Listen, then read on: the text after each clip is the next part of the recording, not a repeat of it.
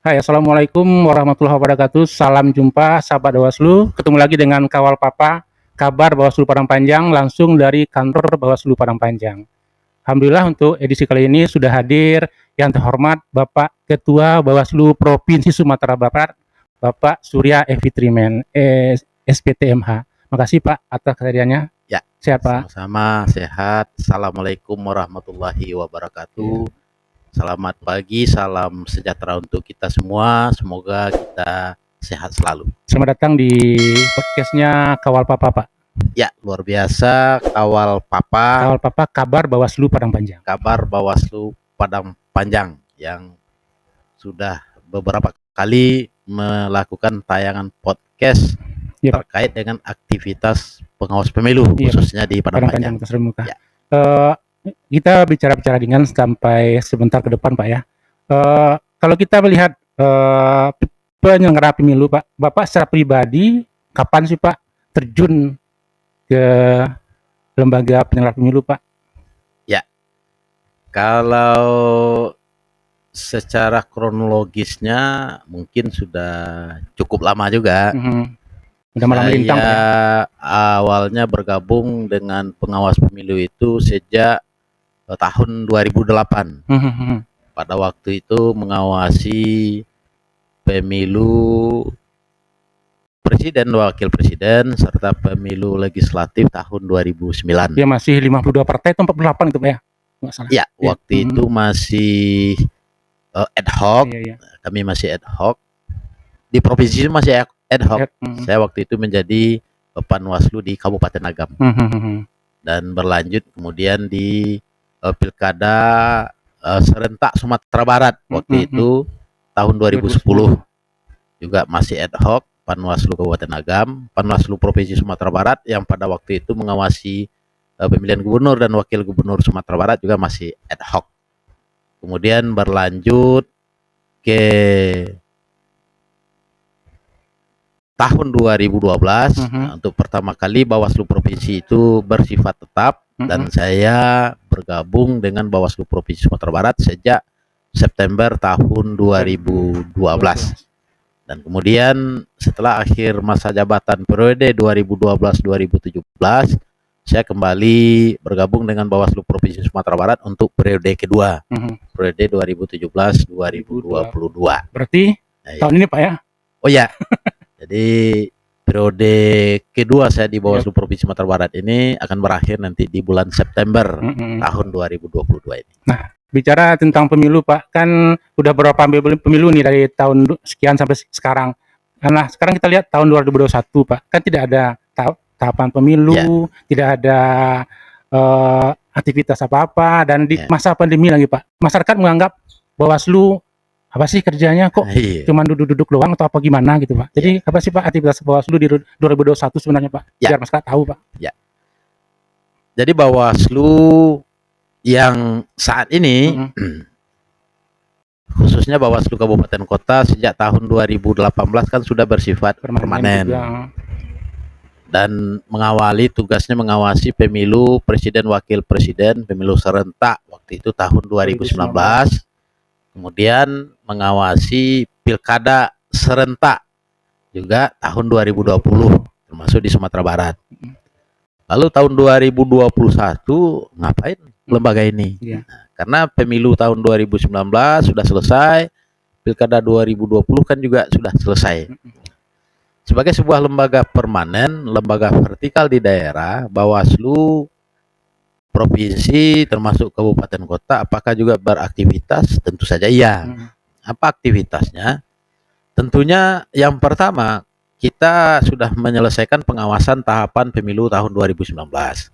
Kemudian yang kedua, kita sudah selesai mengawasi tahapan pilkada tahun 2020.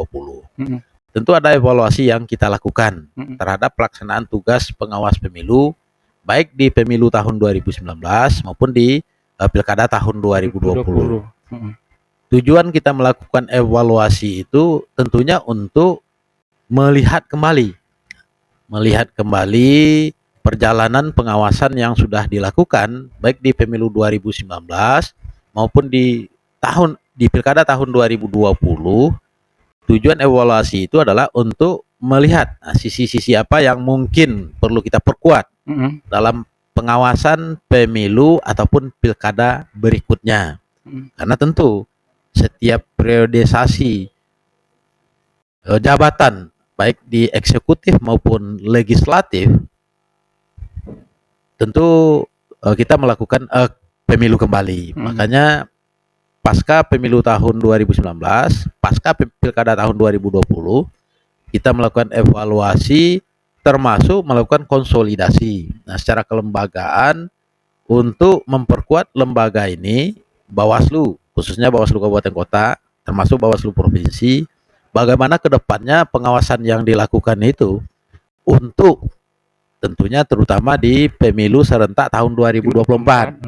Karena untuk pertama kalinya kita di tahun yang sama melakukan pemilu legislatif serentak antara Pileg dan Pilpres, kemudian pilkada gubernur, bupati, dan wali kota se-Indonesia di tahun yang sama. Di tahun yang sama. Artinya ada hal yang berbeda dengan pilkada 2020, pemilu tahun 2019 dan pemilu dan pilkada sebelumnya.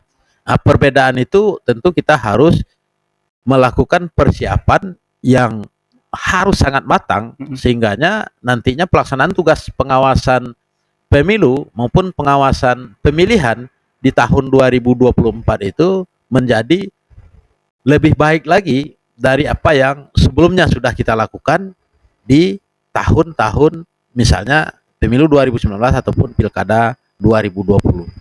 Kenapa harus lebih baik lagi? Karena kita kan sudah punya pengalaman.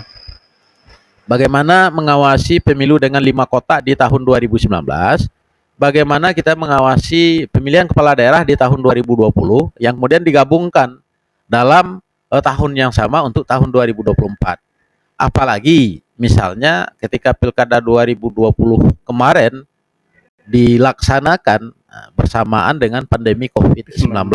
Nah, kita sudah melewati masa-masa itu. Artinya untuk pemilu dan pilkada tahun 2024, masa-masa pandemi ini kan belum bisa kita pastikan selesai atau dalam kondisi seperti apa nantinya.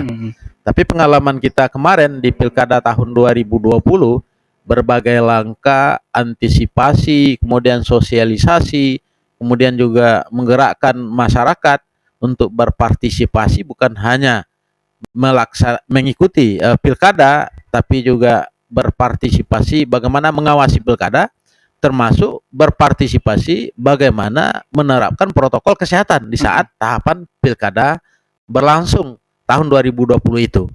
Makanya di tahun 2021 dan di tahun 2022 dalam masa persiapan menghadapi pemilu serentak tahun 2024 dan pilkada serentak tahun 2024 nanti, pengalaman dan bagaimana langkah-langkah yang dilakukan bukan hanya oleh Bawaslu dan jajarannya, tapi juga dukungan stakeholder terkait lainnya, termasuk dukungan dari masyarakat, bagaimana suksesnya pilkada 2020 dalam masa pandemi bisa kita lewati. Mudah-mudahan nanti di pemilu dan pilkada tahun 2024 hal itu akan berlangsung dengan lebih baik lagi. Nah, harapan itu tentunya ketika kita bisa mengevaluasi apa yang sudah kita lakukan sebelumnya, kemudian mengkonsolidasikan langkah ke depan yang ingin kita lakukan. Nah, itu garis besarnya. Itu kan evaluasi berarti ke dalam, Pak ya. Ya. Dalam. Nah, sekarang apakah selama 2021 ini ada aktivitas Bawaslu untuk melakukan aktivitas lain, misalnya pengawasan atau apa gitu, Pak? Ya. Jadi evaluasi ini secara internal memang kita lakukan, tapi hasil evaluasi ini kan kita sosialisasikan. Kita sampaikan ke masyarakat bagaimana dinamika yang kita hadapi dan lewati pada saat contohnya pilkada 2020 pada saat pandemi kemarin itu, berbagai hal yang mengiringinya. Kemudian hasil evaluasi itu juga kita sampaikan ke masyarakat supaya masyarakat juga mengetahui langkah strategi yang kita lakukan itu, karena konsolidasi secara internal yang kita lakukan ini termasuk juga nanti bagaimana memperkuat masyarakat secara bersama-sama dengan penyelenggara pemilu untuk suksesnya pemilu dan pilkada tahun 2024 itu. Kalau masyarakat tidak mengetahui hasil evaluasi yang kita lakukan, artinya cuma itu buat internal saja. Nah, Tapi kalau masyarakat sudah mengetahui kesiapan pemilu dan pilkada 2024 itu kan bukan hanya kesiapan penyelenggara, bukan hanya kesiapan pemerintah, bukan hanya kesiapan partai politik, bukan hanya kesiapan stakeholder lainnya itu, tapi juga kesiapan masyarakat kita. Nah, semua. Jadi seluruh lini harus siap. Salah satu tugas Bawaslu dan jajarannya adalah untuk menyampaikan pesan-pesan ke masyarakat bagaimana kita melewati pemilu dan pilkada, pemilu 2019, pilkada 2020, termasuk dengan masa pandeminya, sehingganya pengalaman-pengalaman seperti itu karena disampaikan oleh lembaga yang memang secara aktif langsung terlibat pada saat itu, tentu masyarakat juga akan memahami kondisinya nanti. Untuk 2021 kembali Pak, walaupun sekarang udah bulan Februari Pak ya. Nah kan tetangga kita, teman kita melakukan aktivitas DPB. Nah, gimana Bawaslu melakukan aktivitas untuk mengawasi mereka itu Pak? Non tahapan ini Pak. Ya, tentunya langkah-langkah yang kita lakukan sebagai sebuah lembaga yang tugasnya melakukan penyelenggaraan pemilu, KPU Bawaslu itu kan bersinergi, melakukan tahapan. Secara teknis memang dilakukan oleh KPU, secara pengawasannya dilakukan oleh Bawaslu, termasuk dalam pemutakhiran data pemilih berkelanjutan. Ketika KPU melakukan hal itu di masa non tahapan, Bawaslu tentu mengawasinya. Hasil pengawasannya bagaimana? Itu yang kemudian menjadi masukan rekomendasi yang kita sampaikan terkait dengan perbaikan data pemilih berkelanjutan yang proses pemutakhirannya itu dilakukan oleh KPU, sehingga nanti betul-betul menghasilkan data yang akurat.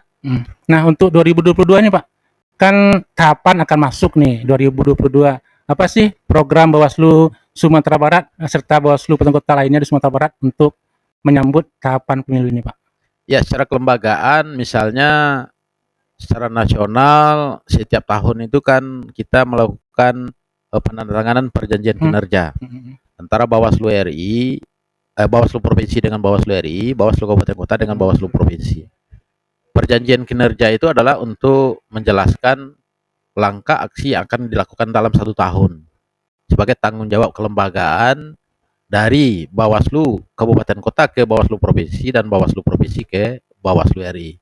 Nah, di tahun ini kita juga sudah melakukan penandatanganan perjanjian kinerja secara bertingkat tadi, di mana perjanjian kinerja itu mematok langkah strategi kerja-kerja yang mesti kita lakukan di tahun 2022. Artinya ada aktivitas kita. Buktinya apa? Ada perjanjian kinerja yang kemarin kita tanda tangani. Kemudian langkah strategis di lapangan yang kita lakukan itu seperti apa? Nah, kita saat ini kan sedang mempersiapkan. Secara kelembagaan kita sedang mempersiapkan pengawasan pemilu dan pilkada tahun 2024.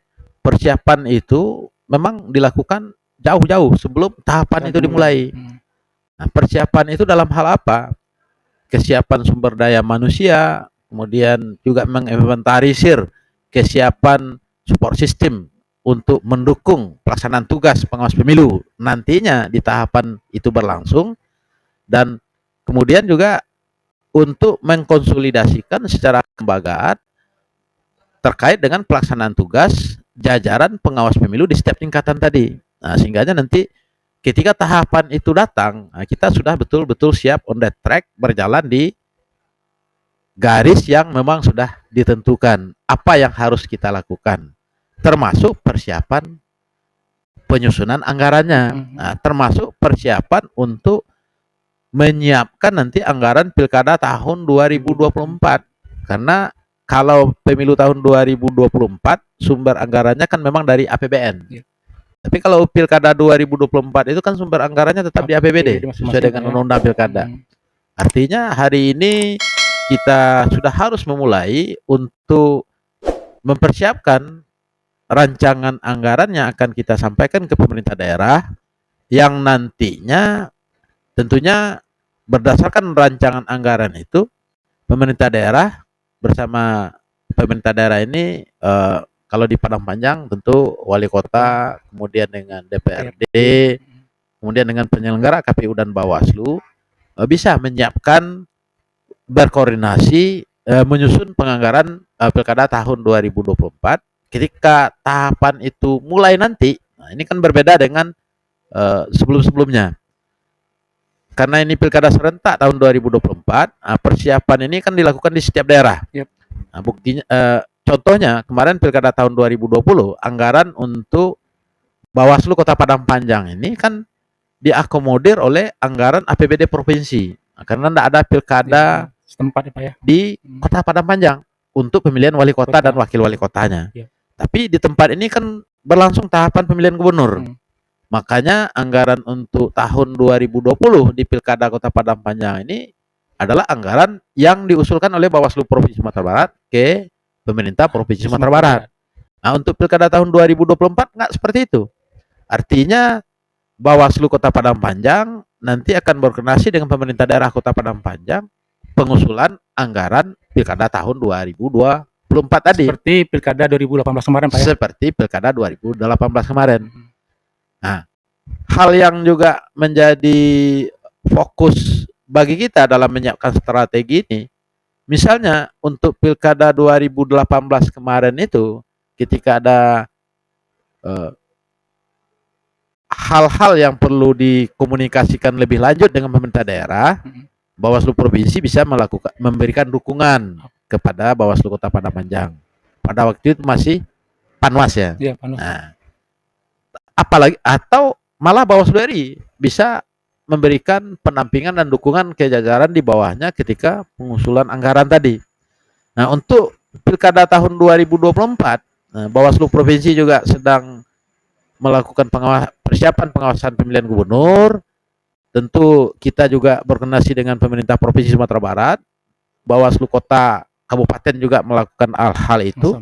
Sementara Bawaslu RI sedang melakukan pengawasan pemilu tahun 2024, menyiapkan perangkat aturannya, mengkonsolidasikan dan menyiapkan petunjuk pedoman teknis termasuk peraturan-peraturan yang akan dilakukan oleh jajaran di tingkat bawahnya untuk pemilu tahun 2024. Tentu waktu yang tersedia bagi Bawaslu RI atau Bawaslu Provinsi untuk memberikan dukungan kepada jajaran di kabupaten kota tidak seperti ketika Pilkada 2018 di Kota Padang Panjang misalnya atau Pilkada 2020 yang lalu. Artinya ada proaktif langsung dari masing-masing Bawaslu kabupaten kota berkoordinasi dengan pemerintah daerah di kabupaten kota masing-masing. Karena di provinsi juga sedang melakukan hal itu untuk persiapan Pilkada 2024. Nah, tadi Bapak menyinggung salah satunya dengan sumber daya manusia, peningkatan kapasitasnya atau apa. Nah, menurut Bapak sebagai Ketua Bawaslu Provinsi Sumatera Barat, apakah untuk jumlah SDM Bawaslu ini cukup nggak untuk nanti pemilu dan pilkada 2024 yang begitu padat gitu Pak? Ya, itulah kita melakukan konsolidasi, menginventarisir kelemahan, kekurangan, kemudian apa yang perlu diberdayakan, apa yang perlu ditingkatkan. Nah, dalam masa konsolidasi inilah kita nanti memetakan permasalahannya, termasuk jumlah sumber daya manusia itu, dan kitalah yang nanti memetakan cukup atau tidaknya. Nah, kalau menurut saya tentu kita kekurangan tenaga ketika tahapan pemilu 2024 yang beririsan dengan tahapan pilkada 2024, sumber daya manusia kita terbatas, kita inventarisir dari hari ini. Kemudian kita tentu secara berjenjang memberikan masukan kepada atasan kita, tentu terakhir nanti ke Bawaslu RI, langkah apa yang mesti dilakukan berkaitan dengan hal ini, termasuk misalnya kalau kita kekurangan sumber daya manusia mengawasi tahapan pemilu 2024 nanti. Nah, mungkin sekarang sedikit curhat colongan Pak, pesan teman-teman mungkin Pak ya. Terkait staf teknis misalnya di Bawaslu Kabupaten Kota dimanapun gitu kan. Nah, posisi mereka ke depannya gitu Pak. Apakah nanti bisa jadi diperjuangkan jadi apa gitu Pak? Misalnya.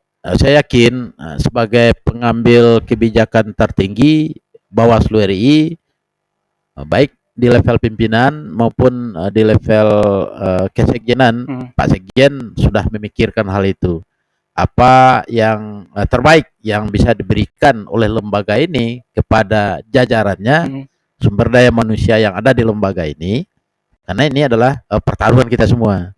Bukan hanya pertaruhan Bawaslu Kabupaten Kota, Bawaslu Provinsi, tapi ini adalah pertaruhan Bawaslu Republik Indonesia sebagai penanggung jawab akhir tugas pengawasan yang dilakukan oleh jajaran di tingkat bawahnya.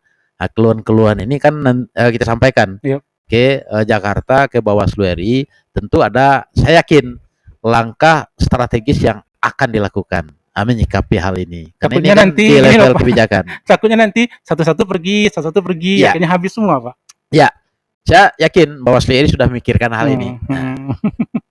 Nah, Balik kembali Pak ke pribadi Bapak, Pak ya. Nah, selama Bapak jadi penyelenggara pemilu dari 2009 tadi, nah ada nggak sih Pak pengalaman yang sangat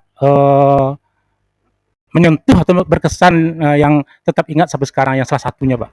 ya, oh ini pengalaman yang luar biasa sejak bergabung dengan Bawaslu pengawas pemilu, karena banyaknya pengalaman itu tidak bisa saya ambil salah satu seperti apa yang paling menyentuh, karena seluruhnya menurut saya sangat menyentuh, sangat berkesan, sangat berharga. Nah itu. Nah kan Bapak mau berakhir nih. Ya. Nah apakah nanti akan loncat ke kamar lain atau pindah ke tempat lain? Ya, sekarang tentu. Mohon maaf Pak. Ya. Sebelum berakhir periode saya yang kedua ini, tentu yang saya pikirkan adalah bagaimana secara husnul khotimah saya berakhir di periode jabatan yang ini. Hal lainnya tentu nanti Pak. Nah, ya. Saya kira Bapak akan tetap di Pramuka atau mungkin ke tempat lain, ke Khatib Sleman misalnya, kan gitu. Ya, saya tetap komitmen dan konsisten menyelesaikan tugas supaya nanti berakhir di Bawaslu Provinsi Sumatera Barat periode kedua ini secara husnul khotimah. Iya, Pak, ya. Belum memikirkan hal yang lain. Karena saya diberi tanggung jawab 5 tahun. 5 tahun Pak ya. Di periode kedua ini sebagaimana di periode pertama untuk menyelesaikan tugas-tugas yang diberikan oleh negara kepada saya melalui Bawaslu RI. Nah, sekarang terakhir Pak, mungkin menyambut pemilu Pilkada serentak 2024 yang udah jatuh tanggalnya 14 Februari dan 27 November nanti. Nah, apa sih Pak himbauan atau saran buat Bapak, buat penyelenggara pemilu dan buat masyarakat dan partai politik dan semuanya agar menyukseskan pesta di 2024 itu Pak?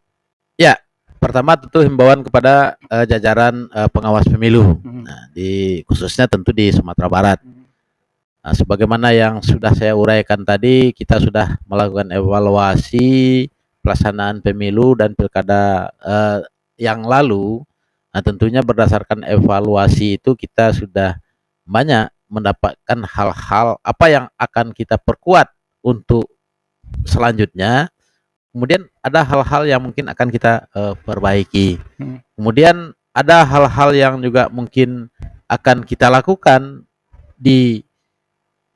untuk menghadapi pemilu tahun 2024 itu secara internal, kemudian juga secara eksternal. Bagaimana dengan stakeholder, bagaimana dengan masyarakat, tentu ada hal-hal yang akan kita lakukan berdasarkan evaluasi yang sudah kita lakukan sebelumnya. Artinya saya ingin berpesan kepada jajaran pengawas pemilu, tentunya tetap jaga komitmen kelembagaan untuk memastikan proses demokrasi yang akan kita awasi ini berlangsung sesuai dengan prosedur, peraturan perundang-undangan, kemudian juga jaga integritas, soliditas, profesionalitas, dan juga mentalitas. Karena itulah yang menjadi bagian yang mendukung kita untuk bekerja selama ini sehingga kita bisa melakukan tugas-tugas kita dengan baik.